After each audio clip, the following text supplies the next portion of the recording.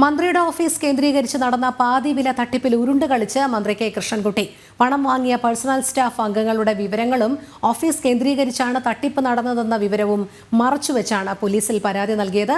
തട്ടിപ്പുമായി ബന്ധപ്പെട്ട എക്സ്ക്ലൂസീവ് വാർത്തയ്ക്കു പിന്നാലെ ജനം ടിവിയിൽ തത്സമയം പ്രതികരിക്കാനെത്തിയ മന്ത്രി ഇതേക്കുറിച്ചുള്ള ചോദ്യങ്ങൾക്ക് വ്യക്തമായ മറുപടി നൽകാൻ തയ്യാറായില്ല.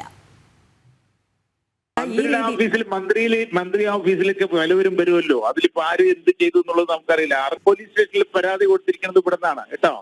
നോക്കുമല്ലോ, ഞങ്ങളുടെ ആളുകളെയാണ് പറ്റിച്ചത്. ഞങ്ങൾ അതുകൊണ്ടാണ് കംപ്ലൈന്റ് കൊടുത്തത് കേട്ടോ. അന്വേഷിക്കട്ടെ, പോലീസ് അന്വേഷിച്ചിട്ട് ആര് കുറ്റക്കാരാണെങ്കിലും പിടിച്ചോട്ടെ. ഞങ്ങൾ 300 ആള് ഞങ്ങളാണ് കംപ്ലൈന്റ് കൊടുക്കുന്നത്. ഞാൻ അറിഞ്ഞ ഉടൻ തന്നെ കംപ്ലൈന്റ് കൊടുക്കാൻ പറഞ്ഞ് പോലീസ് കൊടുത്തിട്ടുണ്ട് കേട്ടോ. മുഴുവൻ ചെയ്തിട്ടുണ്ടല്ലോ. എല്ലാവരുടെയും ആളുകളിലെ പലവരെയും ഉപയോഗിച്ചിട്ടുണ്ടല്ലോ ഇതുകള്.